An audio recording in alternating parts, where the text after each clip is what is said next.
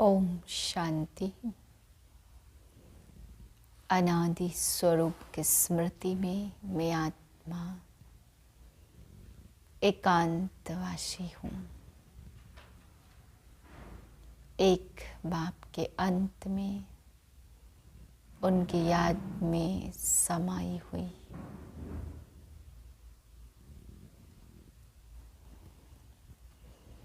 सोलह 2023 के महावाक्य हैं।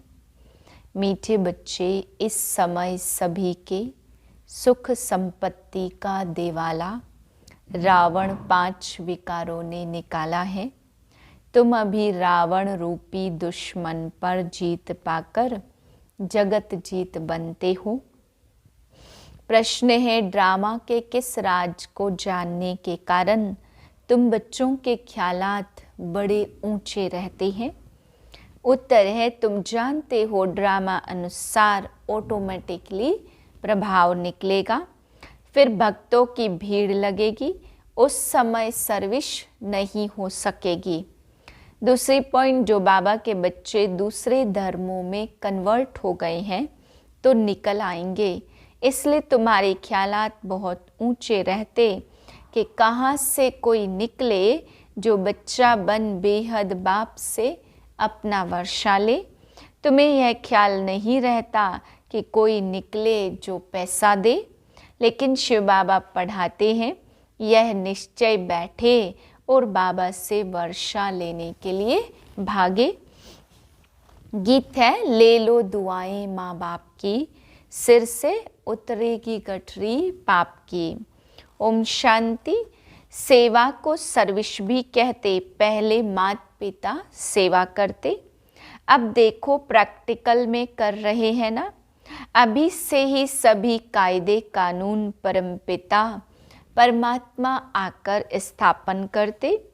तुम बच्चे आते हो, मम्मा बाबा कहते हो, तो मम्मा बाबा भी तुम्हारी सेवा करते हैं। हद के माँ बाप भी बच्चों की सेवा करते।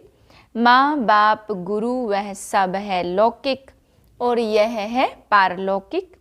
लौकिक को तो सब जानते हैं, बरोबर बाप जन्म देते हैं, टीचर पढ़ाते हैं अर्थात शिक्षा देते हैं।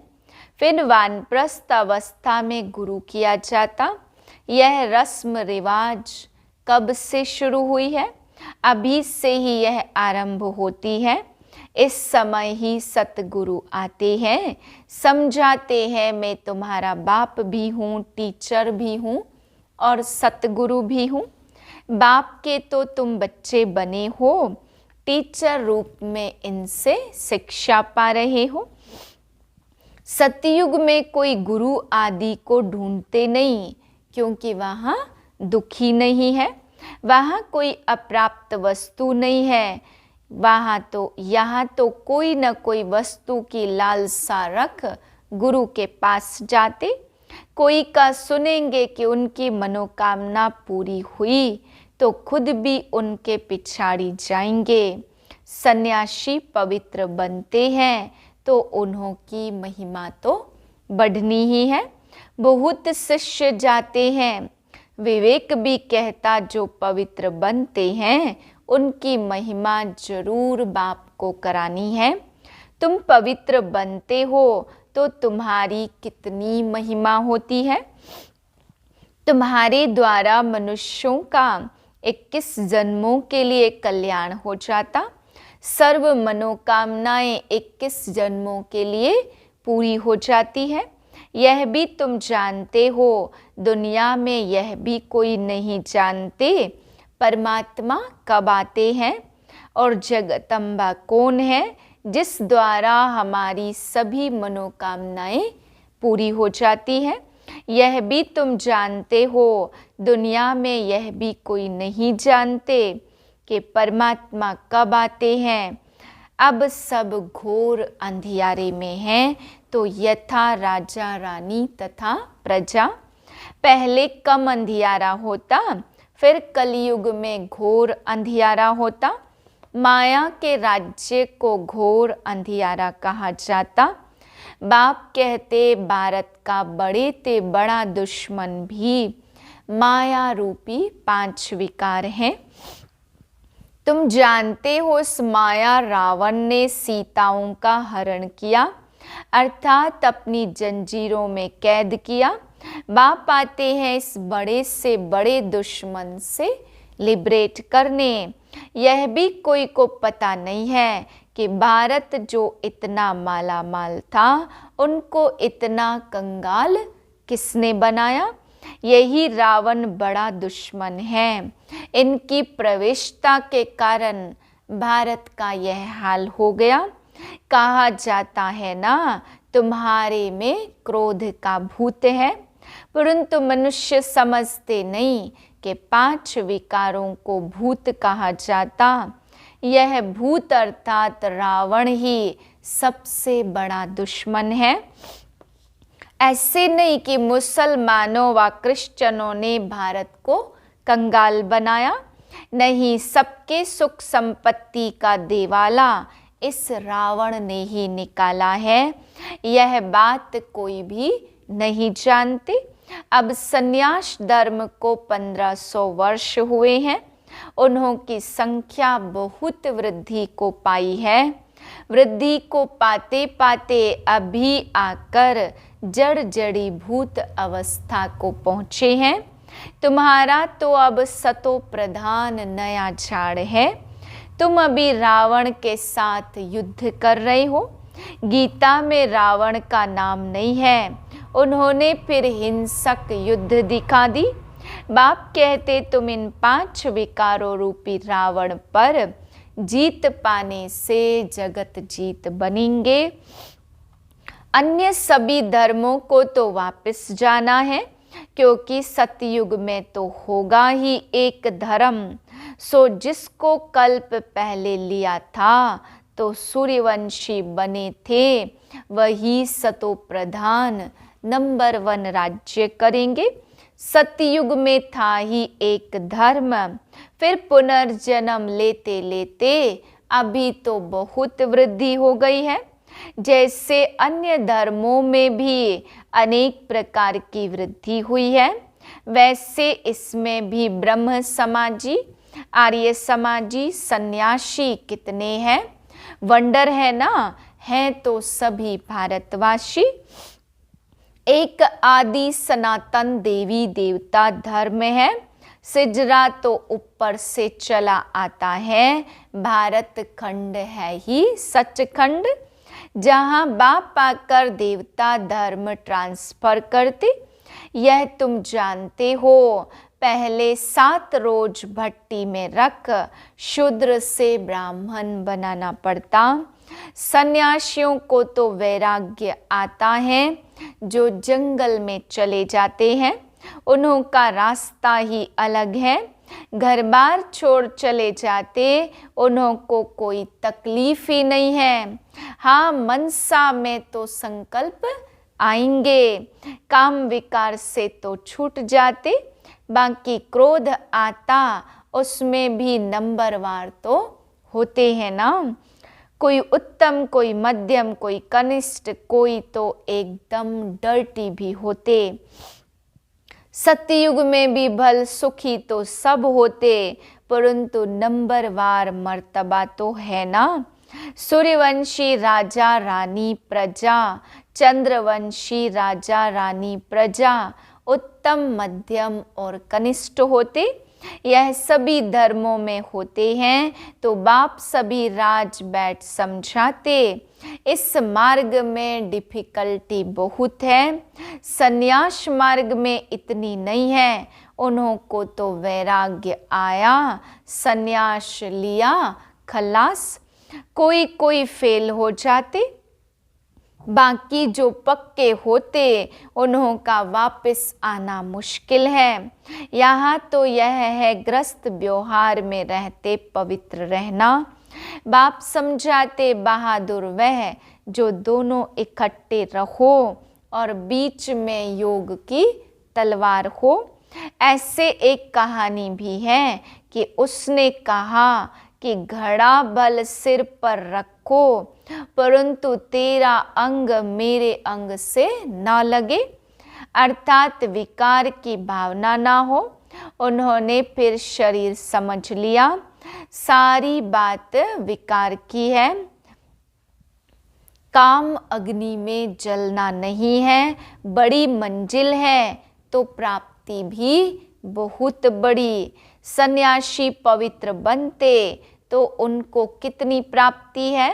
बड़े बड़े महामंडलेश्वर बन बैठे, महलों में रहते, बहुत लोग जाकर पैसा रखते, चरण धोकर पीते, बहुत महिमा होती, परंतु नंबर 1 महिमा है ईश्वर की। ईश्वर ही शिवाचार्य है। अब विकार के शादी कैंसिल कर ज्ञान चिता पर बैठ पवित्र जोड़ा बनते हैं तो अपनी जांच करनी है, कहाँ माया चलायमान तो नहीं करती, मन में तूफान तो नहीं आते। भल मन में संकल्प आते हो, परंतु कर्मेंद्रियों से विकर्म कभी नहीं करना। भाई बहन समझने से, ज्ञान चिता पर रहने से काम अग्नि नहीं लगेगी। अगर आग लगी तो अधोगति को पालेंगे। यूं तो सारी दुनिया भाई बहन है, परंतु जब बाप आते हैं तब हम उनके बनते हैं। अभी तुम प्रैक्टिकल में ब्रह्मा मुख वंशावली हो, तुम्हारा यादगार भी यहाँ है।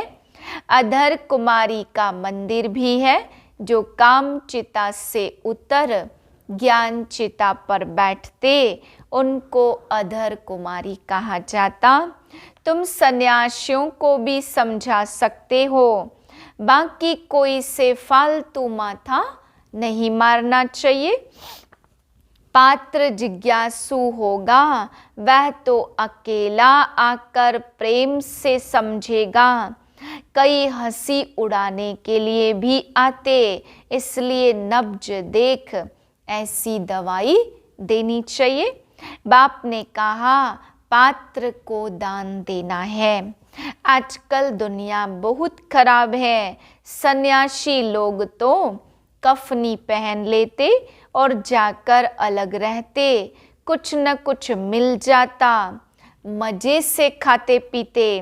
आजकल उन्हों का प्रभाव है तुम्हारे में, जो अच्छी सर्विस करते तो उन्हों की महिमा से औरों की महिमा निकल पड़ती।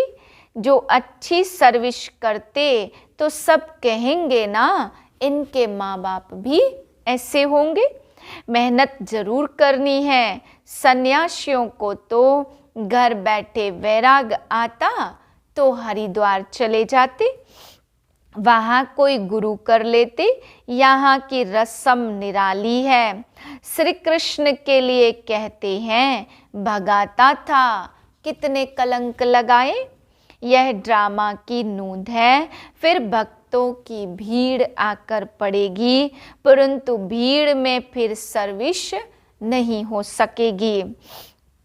सन्यासियों के पास भीड़ होती तो वह खुश होते। यहाँ तुम जानते हो कोटों में कोई निकलेगा, सन्यासी तो यही सोचेंगे इनसे कोई निकलेंगे जो पैसे देंगे।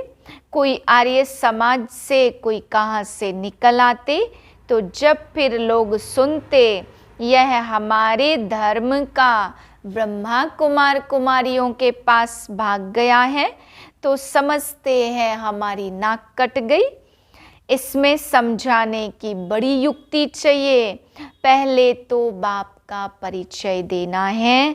भल कोई लिख कर भी देते, बरोबर शिव बाबा पढ़ाते, परंतु उसमें खुश नहीं होना। बिल्कुल निश्चय नहीं बैठा है। भल कई बच्चे पत्र भी लिखते, परंतु बाबा लिख देते, तुमको निश्चय तो बिल्कुल नहीं है।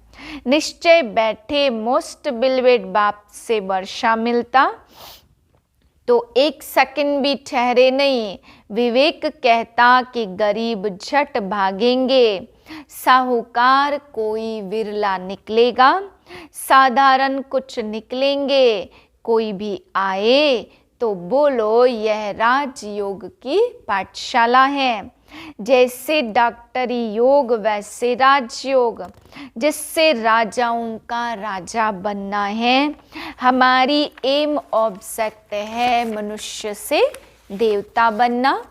अच्छा, बाप दादा का मीठे मीठे सिक्के लदे बच्चों प्रति नंबरवार पुरुषार्थ अनुसार याद प्यार दिल पर वह चढ़ते हैं जो पुरुषार्थ कर आप समान बनाते।